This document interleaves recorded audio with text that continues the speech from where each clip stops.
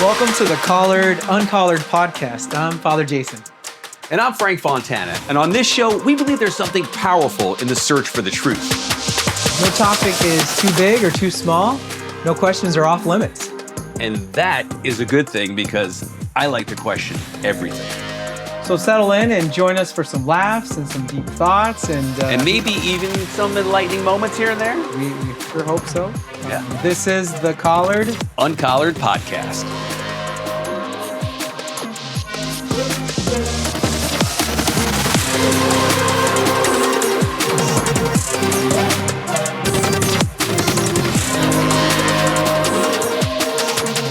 Hey guys, thanks for joining us today. We have a really special episode. We're talking about one of my favorite and least favorite topics, unfortunately, relationships.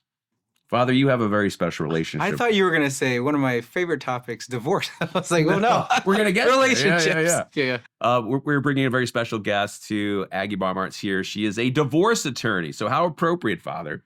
Hey, this is going to be a fun episode. So we're super excited. Thanks for coming on the show with us. How do you guys know each other?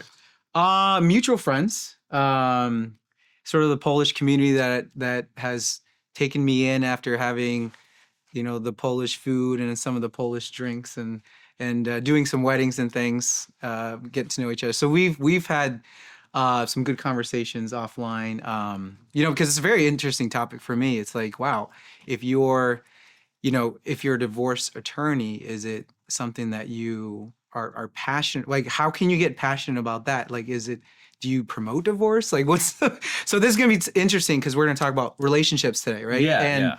Like to get her feedback professionally, like what specifically it's going to look like, certain signs of a possible divorce coming up, or how can you try to save that relationship, stuff like that. So yeah, really excited topic for the topic today. And you have, I don't take this the wrong way, limited experience with the male-female relationship. I'm not married, so you're right on that. Right. One, yeah. And you have, the almighty relationship, with God, which, trumps everything, I'm assuming.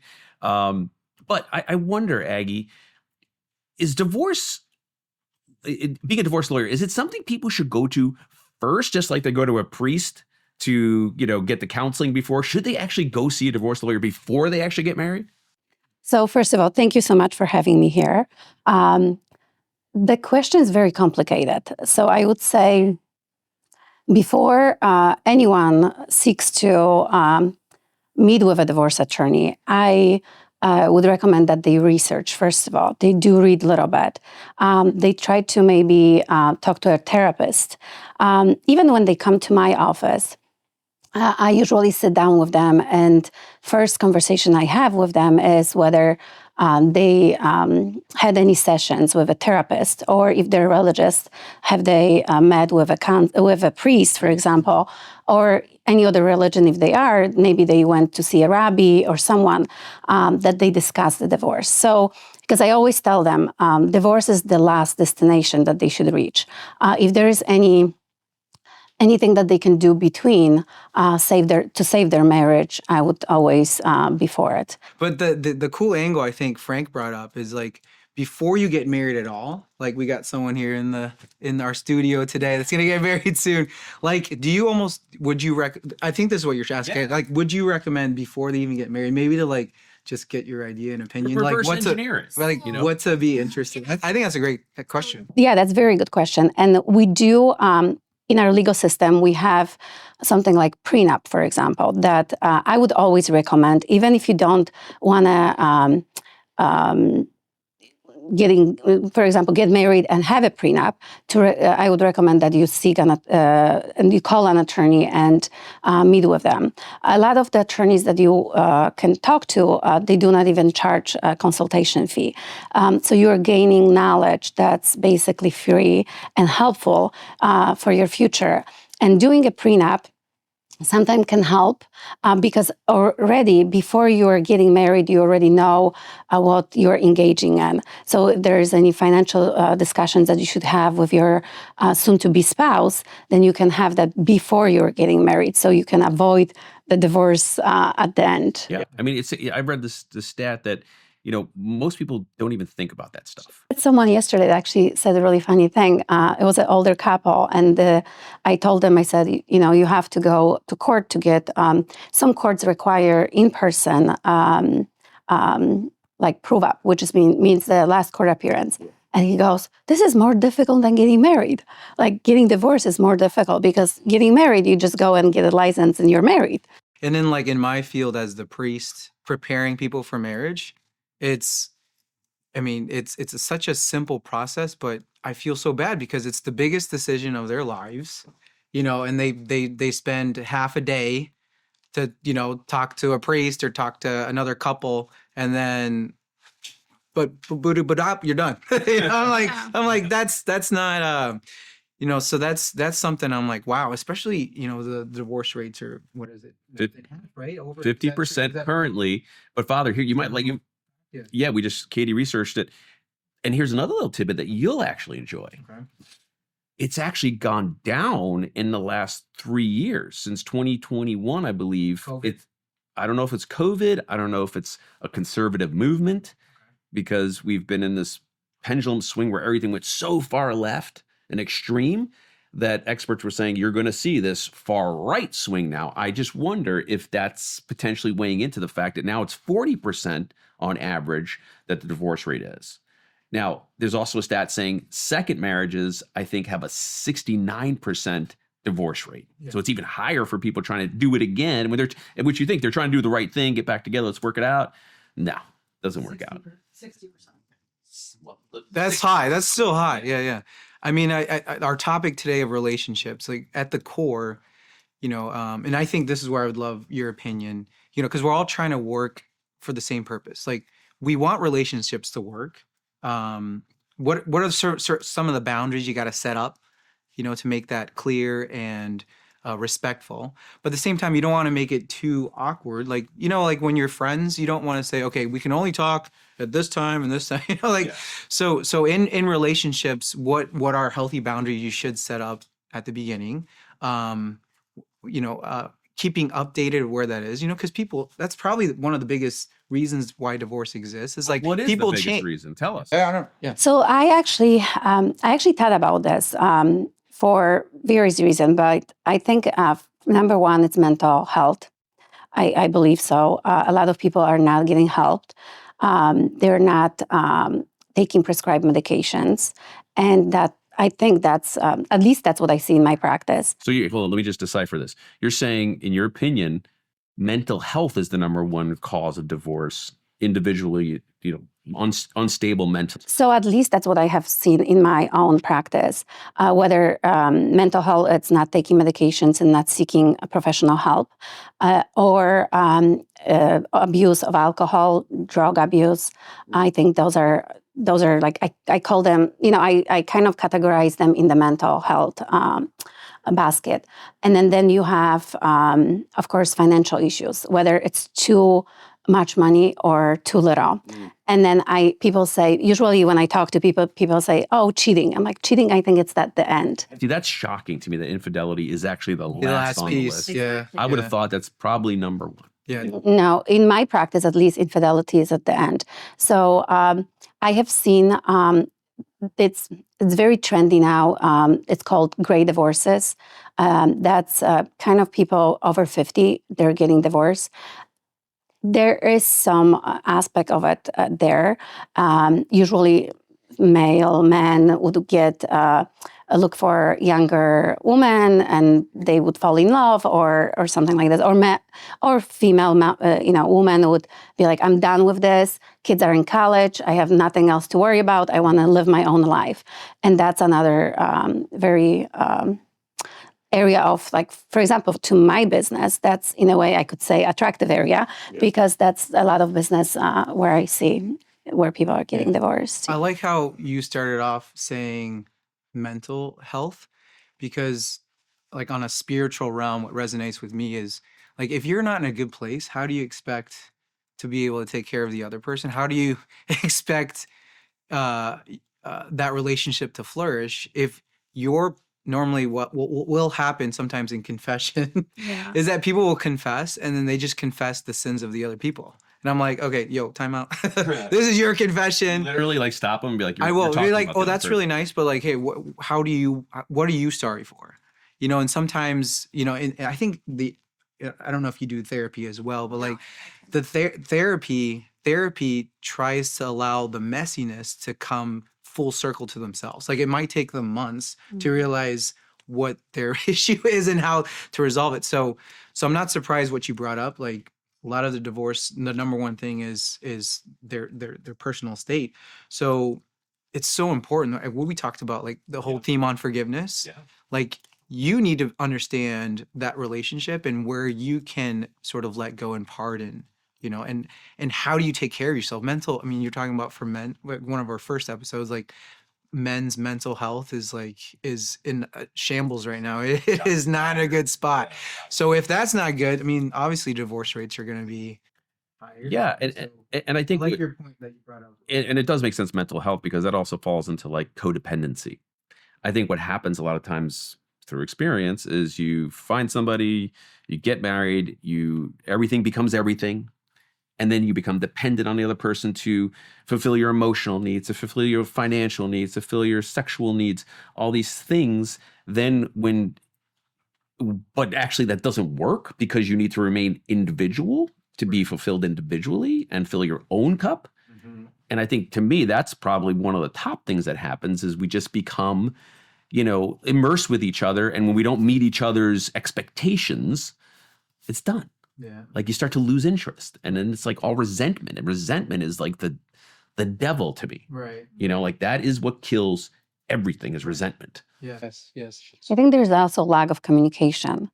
After a while, you get into this chores, and you have kids. You're busy with your life, and you basically forget who you are, and then you forget about the other person, and it's get to the point where you have nothing to talk about. And I think that's the problem too.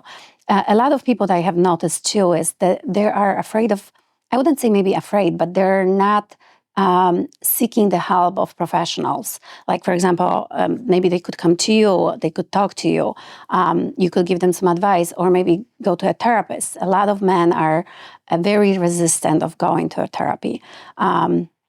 And I don't know why. I'm not a therapist, so I cannot say. Possibly pride. It's also, I have a lot of clients that are Eastern European or European, and or even South Americans.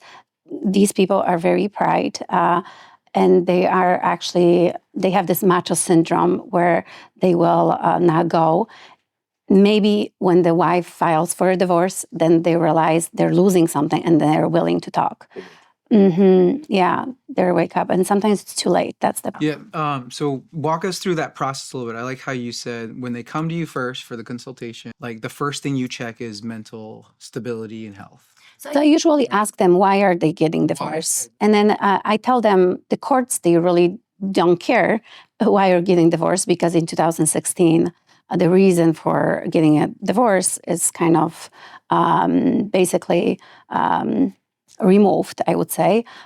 So you would have to have, you had to put, fidelity or something. Like it's a no-fault state, basically, for anything. Exactly. So what I would recommend, I usually ask them, is there a reason? Like, do you, if there is mental health, maybe you could seek therapist or go to a psychiatrist, and then you could improve.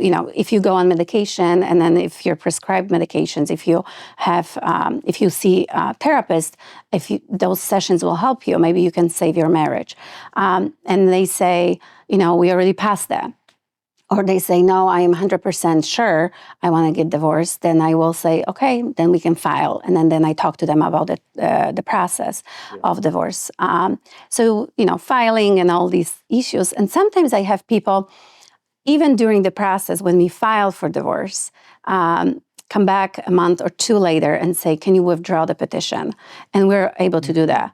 And I had this before Christmas, actually, this older couple, when I was able to save their marriage.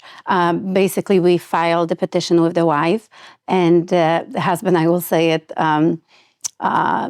woke up and then said, okay, I want to really work on this relationship. So they signed an agreed order where we withdraw the petition, and they have been happily married still. Since Christmas. Yes, that's good. So there is a way, even if you come and see the attorney and then file the petition to kind of, Yes. there is still a moment to save the marriage. Can I ask you a question, both of you? Yeah. The minute the government gets involved in your personal relationships, it becomes contractual. Here's where I might side with you on this whole thing. Okay, all right. right. Finally. If marriage just stayed a function of the church and religion and between the husband and wife on a spiritual level, of course, in America, you got to go to the court. You don't have to, but people go to the courthouse. They sign a contract. You now are officially in the system as a married couple, which then if you get divorced, all comes into play. But what if, Father, it stopped at the church? What if it stopped at the love and the relationship? I know you're already probably thinking liability-wise, stupid. No. But why do we have to go to the next step? Yeah, let me answer a little bit, and then I'll open it to you, because I think what divorce. So before you get, so in the Catholic Church, we don't believe in divorce. Okay, we believe in what's called annulment, which means there was never a marriage there. So the old traditions, such as in South America, Eastern Europe, like we stick until death, because we made a commitment. Even if you're right? miserable. Yeah, exactly. That's sort of the human tradition. So if there is need for an annulment, we always refer to a good divorce lawyer. Like, we need to scientifically and put boundaries. So in other words, we sort of need this step legally to sort of slow down, just as we need therapists, like there's certain things as a Catholic priest, or even like an exorcism, which hopefully we can talk about in one of our episodes. It'd be great to do. But like before an exorcism happens, they need to get checked out by a therapist to say like, hey, okay, they're not just wacko, they just need, but there's something spiritual there. So same thing in a relationship. It's like, okay, did you try everything possible, talking about it, trying to figure out their finances, and in a more orderly way. So I'm not trying to like deny what you're saying. What I'm saying though? I do. Couldn't you just, because there's this term called uncoupling. It's actually from Gwyneth Paltrow when she was married to the guy, one of the singers she was married to. Chris Martin. Coldplay. Good for you, I like Coldplay. Father. What's in your pop culture? Coldplay. Love that. That's why I'm you're a so Coldplay cool. fan. When they got divorced, or what they called uncoupling, which I thought was fascinating, because it wasn't about, I'm going to take this, you're going to take that, and I'm taking this kid. It was like, we can do this like civil human beings, get separated, but yet be engaged in each other's lives, be there for birthdays, and take the sting out of a divorce. And it like caught on like wildfire. All of a sudden, everyone was uncoupling who was going to almost divorce, which to me seems like a soft blow, right? It's like, you're still going to separate, but you be civil, be normal about it. I think that's where, when government gets involved in contracts and legal, it just gets messy and puts layers on top of what should be just a romantic, loving relationship. I mean, at the end of the day, don't you think? Yeah, I mean, I'll give you the word in a second. Just a thought I had was, with this sort of pairing with the legal side, the civil marriage, and the sort of the spiritual marriage, you do have sort of a strong system to create the longest lasting. Like it's going to be very hard to separate. That's what we want. So if you just went legally, for example, I have to do some research on it, but in Japan, there's a thing called contractual weddings, where you can legally get married without the church for 5 years at a time. You'll be like, hey, honey, I love you. It's amazing. I gotta be honest, it's smart. It sounds smart. I mean, like it's very much more peaceful. But at the same time, it's almost like getting, I don't know, for me, I haven't been married, but it's almost like getting like a fake diamond ring. It's just not, you're not all in. So it's to me, it seems a little bit not as committing, because if there's that possibility of it ending easy, well, not why stick through the hardships? Well, on the flip side of that, it's if you do it the 5-year window, you better behave coming year 3 to 5, right? You think you might step it up a little bit. You see how practical this guy is, right? Like, so it could work on both ways, where it's like, yeah, all right, we could be done in 5 years, but financially, like, you could be reassessing things in 5 years, maybe in a different place you were in the first year, or I don't know, you tell me, Aggie, Motivate each other. or motivate each other. But what's the window of time where? So I see divorces usually when people have little kids at the beginning. That's very stressful, and they don't know how to resolve this when they don't have help. And then, as I mentioned before, now popular thing is the gray divorces, which is like 50 plus. But what I would say, our legal system in the United States or even in Europe is based on those two marriages, the church marriage and then the legal civil marriage, which is, you go to a court and you get a certificate of marriage, of like a license, basically. The courts, you're right, the courts, they don't really care about any spiritual religious marriages, and they only care about whether you got a license or not and have the marriage certificate. But kind of going to your point and whether this would help the marriage, I don't, or the couples to kind of be alive, be more romantic, and I don't think so, because there are couples that come to me, they actually never got married, and they're now kind of going separate ways, and that causes a lot of issues. We can go to a parentage court and, of course, resolve the children's issues there, but then there is issue of your house, of your car, bank accounts, stocks, and everything else, which would have to be resolved in another court. Then you need 2 different experts most of the time to resolve these issues. Sometimes, one lawyer can help you, it depends. But to kind of going back to your point is that you don't actually have to, if you don't want to get married, you can still, there are contractuals, there are contracts that can help you, that you can get before you get married. And like a prenup, for example, that's what I mentioned before, or even after you get married, a postnup, it's popular now too. People, after they get married 15 years, 20 years in their marriage, they can draft a postnup, and that could help you resolve the issues. That's a bomb waiting but to it's drop. all exactly. But it's all. Oh, I love you, honey. And by the way, could you just sign this? No. We just got married. Just sign this. I mean, it doesn't mean anything. do people? Does it implode the relationship sometimes? No, a lot of people think about it like, how can I, protect my family? How can I resolve these issues now, just in case if I get the divorce later on? And kind of going back to what you said, so they can amicably part their ways. But there's also uncontested divorce, which is very popular. It's pretty inexpensive, and what does it mean? What does it do? That means that you can call an attorney, and it's not. I would always recommend that both people have their own attorneys, but one attorney can represent, for example, I will represent you, and then your wife is pro se, which she doesn't have a representation. I am very clear in my conversations with the pro se litigants that I do not represent them. I actually make them sign acknowledgement letter that I do not represent them. I will draft all the documents for them, and I will meet with both of them, but with the clear explanation that I do not represent the pro se litigant.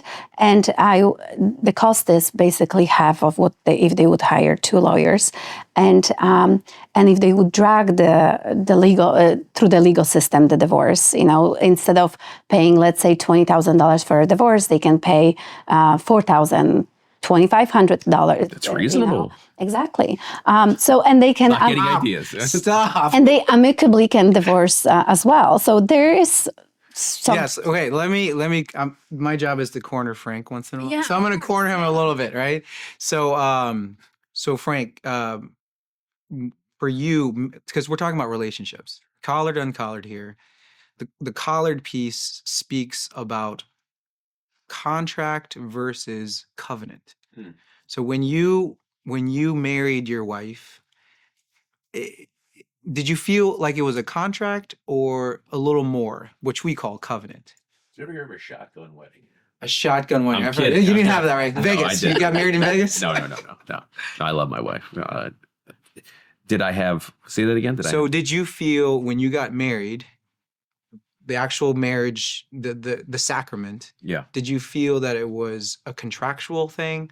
Not at that point. But when we had to go to the courthouse and sign the papers and all that kind of stuff, that's when it was like, oh, okay, it's real now. You know, but my point is like the whole idea that you guys are, we're on convoluting and like, you're teaming up together to, have this joint attack, so to speak, of like how to approach it. Mm-hmm. It bothers me a little bit. Like you should be all on my side with this. You should be like, yeah, spiritual love. No offense. We don't have, we're getting at the half hour mark, but maybe something to think about is we are not the center of reality. We think we are, right? The whole Copernicus revolution. So we have to, we can't forget. Meaning the church, or we meaning? No, reality. Like, where does reality center itself around? And where I'm proposing, it's God. So the way that he, out of his goodness, he created us and he gave us the opportunity of choosing who we want to marry. So physically, you can have a child 12, 13, 14 years old, but there's this sort of this tension of, let's just not have kids with everyone. We're not just animals. Let's just find someone where we can make not only a contract, like it's not a business deal with another kingdom. It's a covenant where I want to have a family with you and my future with you, and I'm going to be with you always. I'm going to protect you, my wife. But let's be real. Before attorneys back in the day, okay, I don't think God meant, that meant like hiring an attorney. I think he meant the covenant is with you spiritually and your partner to have that spiritual contract. Correct. My point is now you guys are teaming up with the lawyers to say, hey, we have a tag team approach to this like divorce thing. Okay. So I don't know. I mean, we can work on a more practical solution of how to make it smoother. I think you're worried about the solution. I'm trying to go to the core and the principle of why marriage even exists and in the church sacramentally. Why is it like when I do the mass, when I consecrate the bread into Jesus, when you love your wife, you're doing a mass. Like when you take out the garbage, that's your church. That's your amen. Technically. So every time you love your wife, it's and your husband, it's much more than just chores and a to-do list or a contract. Yeah. It's a covenant. And when we, I guess, arrive to our place next, maybe I'm being a little too spiritual here, but I'm just trying to show that the covenant is not only just between you guys, it's passed on through your children. So you're a good, and statistics will show that. Like a commitment to a God or someone that maybe you could stay in the marriage. And I would say sometimes that actually helps because maybe if you have this obligation and you have this path that you went through this process, it's legal, it's out there at front of other people, then maybe you will try to improve your marriage and stay in a marriage where you wouldn't have that contract. You can leave at any time. That's my point. You're being forced to stay in it legally, or because you know how much hurdles you have to jump over to get out of it. So there is a little. It's just a little. Even in the church, we have a similar system where before it used to be very difficult. The annulment process was very. I mean, our current pope has simplified it, but to her point, it's like let's make it sort of difficult. People take advantage of the system, but you have to make it. If this is a serious decision, the courts will publicize that. Yeah, and it's also like if you think about it, usually people get engaged. They're engaged for like a year before they even get married. Sometimes it's even hard to get a ballroom for your wedding. So they have the time to think about this if this is a serious decision. And also in the legal system, we have mediations that you can go to. You don't have to, and that's what I actually preach to my clients is that you don't have to choose the way to the nasty divorce. You don't have to go and fight in court. You can decide your terms on your own with your wife. You can sit down like this. And I had clients that actually had dinners together, and they would draft the documents. It's all about. I think it's all about people and the reason why they're getting divorced. And it doesn't matter if you would be married or not married. I think it would be the same. You might have someone running out of the door and another person chasing them. The difference is you're not spending $500,000 on legal fees. You just say, go ahead, there's the door. But then you wouldn't be able to have things together. Like you wouldn't be able to have the house together, because then if you're putting mortgage payments or down payment on the house, then at the end when you're leaving, you would want the house back. And that's where the fight comes in. And I think that's a personality thing too. And I think, I know you probably deal with people with a lot of money who fight for every penny of it just out of spite. And, that's when it just gets nasty. Yeah. But this is fascinating. I think we can go on for days on this topic because we're not even, touching the tip of it, So yeah, I think my personal takeaway that I learned a little more today was your piece about that mental health. Like me as a priest, or we have to be good to people to make sure, hey, are you in a good spot? I'm checking up on you. Because if that goes, I mean, like the children will not be good, the marriage won't be good. Yeah. So, it just sort of break apart. And so Frank, you didn't really know, but we brought our guest in, and she's actually on my team. You see that? We're teaming up on you, man. I literally, my takeaway, Father, is you guys are working together. Yeah, exactly. We're trying to save the marriage. I mean, that's honestly, really what she's is trying to do. And and it's my passion, what I do, and I really love what I do. And it's heartbroken when you see the young families with little kids going through divorce, exactly what you're saying. But I think the marriage needs to be there in my eyes, at least, because it gives you this guarantee, gives you this confidence, and it's there for you. Yeah, we just got to make it fun. You got to make marriages fun, and I think people should just, if they're getting married, if they're couples, find time to go out. It doesn't have to be expensive. It can be a park or somewhere where they can go. A lot of people don't have the help if they have children, and that causes their. That's us. I mean, we just never get out. Exactly. We have people around, but it's hard to schedule the babysitters and. Exactly. You have to keep it to be the romantic, and it in my case too. Like it's hard. You work a lot, and then you have. I have one child, but still you work a lot, and you have the child and the responsibilities. It's really hard and difficult. And I work with my husband, so it's even worse. Well, Aggie, this has been great. Thank you so much for coming on the show, Father. I learned a lot today, especially the fact that you work with attorneys. Yeah, here we go. Yeah, we got to work together. Yeah, no, it's been great to have you. Yeah, we had a lot of conversations. Some at bars, some at restaurants. I'm like, yeah. But yeah, I mean, I think we all need to help save the marriages. Like to your point, like the kids are. Like if certain groups were to take care of the kids, maybe the couples can get that time, that date night together, and not to be worried about work. It really takes all of us to work together. So we appreciate what you do, and to join our podcast. Hopefully you had a fun time too. Yeah, I did. Thank you. Okay. Thank you so much for having me. That does it for another episode of Collared. Collared. God, we always do that. He's collared. You I'm collared. God bless. Take care.